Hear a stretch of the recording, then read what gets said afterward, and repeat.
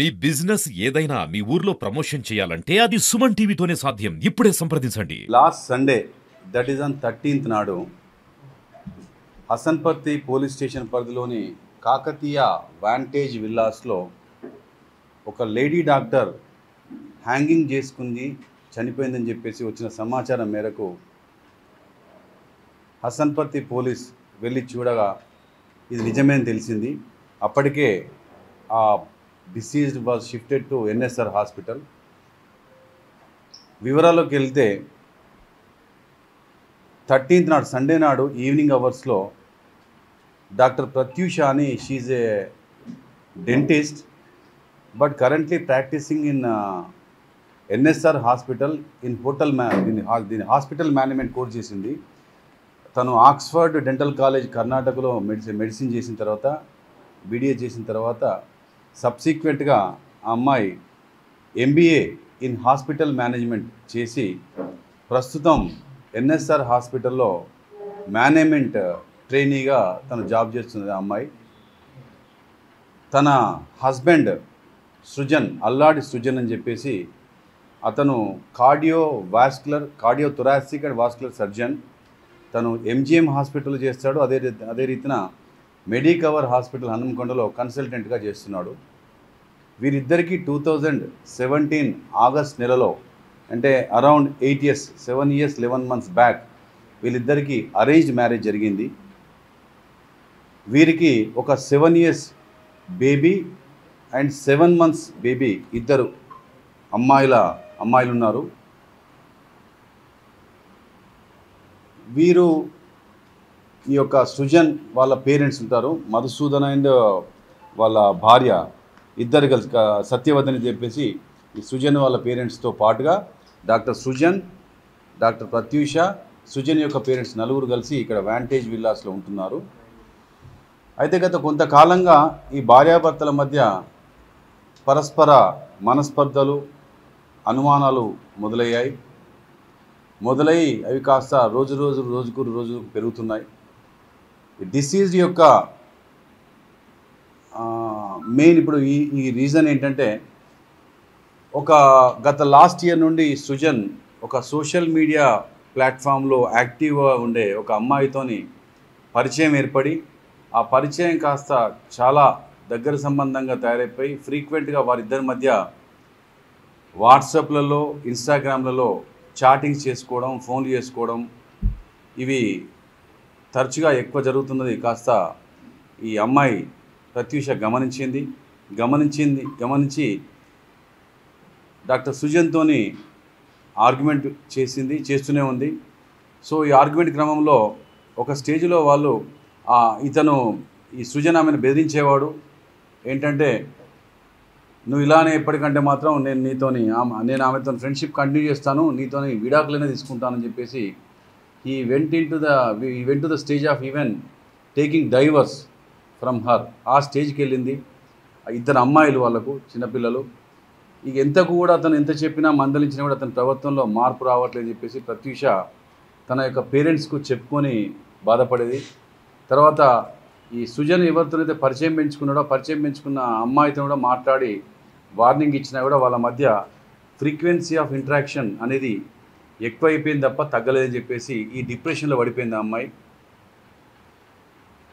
ఈ స్టేజ్లో last Sunday నాడు సృజన్ తన కొంతమంది ఫ్రెండ్స్తో కలిసి బయటికి బొగాతా జలపాతానికి వెళ్ళి వచ్చాడు. ఈవినింగ్ వచ్చిన తర్వాత మళ్ళీ డిస్కషన్ స్టార్ట్ అయినప్పుడు మళ్ళీ ఇదే మాట మాట్లాడుతుంటే అతను కాస్త ఎక్కువ ఫైర్ అయిపోయి, ఏం చేసుకుంటావో చేసుకోపో, I will continue my attitude as it is అని చెప్పేసి మాట్లాడడం. దాంతోనే అమ్మాయికి తట్టుకోలేకపోయింది. ఎందుకంటే ఇతనితోని వాదన, తర్వాత ఇతనితో పరిచయం పెట్టుకున్న అమ్మాయితోని చెప్పినా కూడా మార్పు లేదు. తర్వాత కనీసం మీరన్నా చెప్పండి అని చెప్పేసి తల్లిదండ్రులకు చెప్తే వాళ్ళు కూడా కొడుకునే వెంటేసుకొచ్చేవాళ్ళు, కొడుకునే సమర్థించుకుంటూ వచ్చేవారు తప్ప తనకు సపోర్టివ్గా లేరు అని చెప్పేసి తనను కూడా కొంచెం చీటిపోటి మాటలతో ఇబ్బంది పెట్టేదని, రకరకాలుగా టార్చర్ చేసేవారని మానసికంగా ఇది వాళ్ళ తల్లిదండ్రులతో వాపోయేది. కానీ ఇంత స్టేజ్ వరకు వస్తుందని చెప్పేసి తల్లిదండ్రులు కూడా సస్పెక్ట్ చేయలేకపోయారు. చివరికి మొన్న సండే నాడు ఈవినింగ్ బొగతా జలపాతం పోయి వచ్చిన తర్వాత ఈ మాట పెరిగింది. అతను కోపంగా మాట్లాడడం, ఇష్టం వచ్చినట్టు తిట్టడం, ఇవన్నీ చేసేసరికి అమ్మాయి తట్టుకోలేక ఫ్రస్ట్రేషన్తో తన ఉంటున్న విల్లాలో పైనకెళ్ళి, అది ఇట్స్ ఏ డూప్లెక్స్ హౌస్, పైనకెళ్ళి రూమ్ డోర్ పెట్టేసుకుంది. డోర్ పెట్టేసుకున్నాక సైలెంట్ అయిపోయింది. ఇక్కడ వాతావరణం ఇద్దరే ఉన్నారు. పిల్లలంతా అంతకుముందు రోజే ఆ పిల్లల్ని సృజన్ యొక్క పేరెంట్ తీసుకుని భద్రాచలం వైపు వెళ్ళారు వాళ్ళ బంధువుల ఇంటికి. ఇంట్లో ఇద్దరే ఉన్నారు, ఇంకెవరు లేరు. సో ఆ టైంలో ఇక్కడ ఆర్గ్యుమెంట్ అయింది, దీనికి తిట్టడం, తర్వాత అమ్మాయి పైకి వెళ్ళాక హాఫ్ అన్ అవర్ అయినా కూడా అసలు సైలెంట్గా ఉంది. అప్పుడు ఈయన ఒక మెసేజ్ పెట్టాడు. పెడితే ఆ మెసేజ్ కూడా సింగిల్ టిక్ వచ్చింది. అప్పుడు ఏంటి అని చెప్పేసి హడావిడిగా పోయి చూసేసరికి ఆ కీ హోల్లోకి వెళ్ళి చూసేసరికి ఏదో ఆ అమ్మాయి ఏదో వేలాడుతుంటే అనిపించేసరికి వెంటనే వీరికి ఒక ఫ్యామిలీ ఫ్రెండ్స్ ఉన్నారు, పక్కనే ఉంటారు, విల్లా పక్కనే ఫ్యామిలీ ఫ్రెండ్స్, వీళ్ళ డిసీజ్డ్కు ఈ Srujan family friends Shivaram and Shruti ఇద్దరు ఉంటారు, వైఫ్ అండ్ హస్బెండ్. వాళ్ళతో ఎప్పుడు రెగ్యులర్గా వీళ్ళు తరచుగా కలుసుకుని ఉండేటోళ్ళు మంచిగా చక్కగా. వెంటనే ఇతను ఆయనకు ఫోన్ చేయడం, అతను వెంటనే ఈ విల్లాకి రావడం, ఇద్దరు కలిసి ఫస్ట్ మొదట ఈ డాక్టర్ ముందు ఓపెన్ చేయడం కోసం ట్రై చేస్తున్నాడు. సుత్తి వాటితో పట్టుకొని కాలేదు. ఇట్లా కాదని చెప్పేసి దాన్ని బలంగా ఒక 5-6 టన్నులు దంతే ఆ డోరు ఫోర్స్ఫుల్గా ఓపెన్ అయింది, బ్రేక్ అయిపోయింది. బ్రేక్ అయి చూసేసరికి ఆ అమ్మాయి శారీతోని సీలింగ్ ఫ్యాన్కు ఉరి వేసుకొని వేలాడుతుంది. వెంటనే ఆ ఇద్దరు కలిసి ఆ అమ్మాయిని ప్రత్యూషం దింపి అప్పటికప్పుడే సిపిఆర్ చేశారు. ఆయన సృజన్ వేశాడు, సాయం చేశాడు శివరాం. అయినా కూడా బాడీలో మోషన్లెస్ ఉంది. వెంటనే అక్కడి నుండి వెంటనే ఆ శివరాం యొక్క వెహికల్లోనే శివరాం భార్య తర్వాత సృజన్ అందరూ కలిసి ఎన్ఎస్ఆర్ హాస్పిటల్, అపోలో ఎన్ఎస్ఆర్ అక్కడికి షిఫ్ట్ చేయడం జరిగింది. అక్కడ చూసేసరికి doctor she was brought dead అని చెప్పేసి డిక్లేర్ చేశారు. ఈలోగా శివరాం యొక్క భార్య ఈ సృజన్ అత్తగారు డిసీజ్ యొక్క పేరెంట్స్కి ఇన్ఫామ్ చేయగానే వాళ్ళు వెంటనే వచ్చారు, చూశారు. వాళ్ళు ఇచ్చిన ఫిర్యాదు మేరకు 4 మీద కేసు నమోదైంది. సృజన్ మీద, సృజన్ పేరెంట్స్ ఇద్దరిపైన, తర్వాత సృజన్ ఎవరితోనైతే తరచుగా మాట్లాడుతుండో ఆ అమ్మాయి పేరిట 4 మీద కేసు నమోదు చేసి పోస్ట్ మార్టం పంపించాము. తర్వాత అదంతా ఫార్మాలిటీస్ కంప్లీట్ అయిపోయి ఈరోజు ఉదయం వీరి కోసం మేము వెతుకుతున్న క్రమంలో ఇదే వాంటేజ్ క్రాస్ రోడ్ దగ్గర ఒకే వెహికల్లో 4 వస్తున్నారు. వెంటనే మా పోలీసు అప్పటికే అక్కడే ఉన్నారు, నిఘా కాస్తున్నారు. వెంటనే వాళ్ళని పట్టుకొని తీసుకోవడం జరిగింది. ఈ విషయంలో మొత్తం ఇప్పుడు నేను చెప్పిన విషయాలన్నీ కూడా సృజన్ వాళ్ళంతా ఒప్పుకున్నారు. వారిని ఇప్పుడు అదుపులో తీసుకొని వారిని మెడికల్ ఎగ్జామినేషన్ కూడా కంప్లీట్ చేయించేసి ఈరోజు వారిని మేజిస్ట్రేట్ ముందు హాజరుపరుస్తున్నాం జ్యుడిషియల్ కస్టడీకి.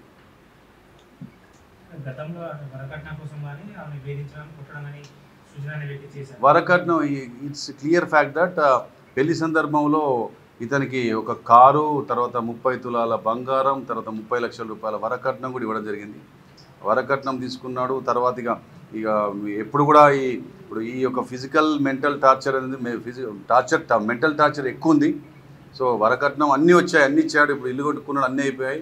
కానీ ఇంకా ఈ వేధింపులు అనేవి ఎక్కువైపోయాయి. 2 పిల్లలు ఉన్నారని చెప్పి చూడు సరిగ్గా ఉండంటే కూడా మాట వినలేదు. తన ప్రవర్తనలో మార్పు రాకపోయేసరికి అమ్మాయి she went in to some sort of depression and finally she resorted to this act of suicide. అంటే ఇద్దరి పిల్లల్ని వీళ్ళ మధ్య గొడవలు అవుతున్నాయి, అంత చికాకు ఉంది. తర్వాత సండే వస్తుంది, సండే నెక్స్ట్ అని వాళ్ళ పాప వాళ్ళ నానమ్మ తాతయ్య వీళ్ళిద్దరూ తీసుకెళ్ళి ఇక వీళ్ళ గొడవ నడుస్తుంది. వాళ్ళు పిల్లలు తీసుకొని వెళ్ళారు. అది దానికి వేరే కారణం ఏం లేదు. కానీ వీళ్ళు ఎప్పుడు కలిసి ఉంటున్నారు, పేరెంట్స్ ఉంటున్నారు, వీళ్ళు ఉంటున్నారు.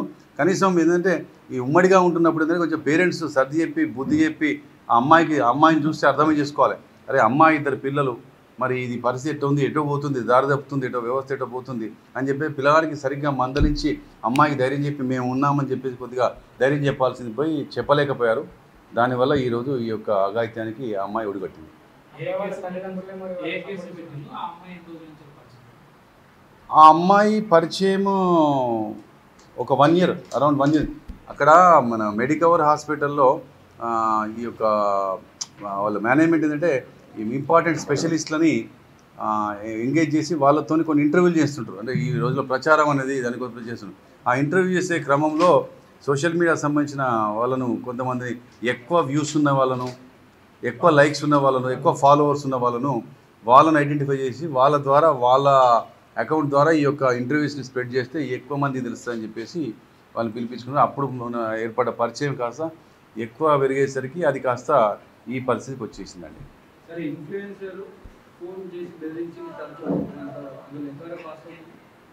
ఇన్ఫ్లుయెన్సర్ ఫోన్ చేసి బెదిరించడం కాదు, కానీ ఈ అమ్మాయి చాలా క్లియర్గా చెప్పింది, నాకు పెళ్ళయింది, నాకు 2 పిల్లలు ఉన్నారు, ఒక పద్ధతిగా గౌరవంగా పద్ధతిగా బతుకుతున్నాం, నువ్వు మా యొక్క కుటుంబంలోకి, మా యొక్క జీవితంలోకి ఎంటర్ కావడం వల్ల డిస్టర్బ్ అవుతుంది, నువ్వు కాస్త చక్కగా ఉండు, నువ్వు పద్ధతిగా ఉండు, నువ్వు కొంచెం కట్ చేసుకో, డిస్కనెక్ట్గా అంటే ఆడ ఆగలే. ఇప్పుడు ఆమె మాటలు జారడం, ఆ మాటలు ఎట్లా ఏంటంటే ఈ యొక్క అమ్మాయి చావుకు, చనిపోవడానికి ప్రోత్సహించినట్టుగా తయారైపోయింది. ఇదంతా ఏంటంటే ఆమె చావుకు ప్రోత్సహించినట్టుగా ఈ యొక్క కండిషన్స్, సిచ్యువేషన్స్ అన్నీ అట్లే వచ్చాయి.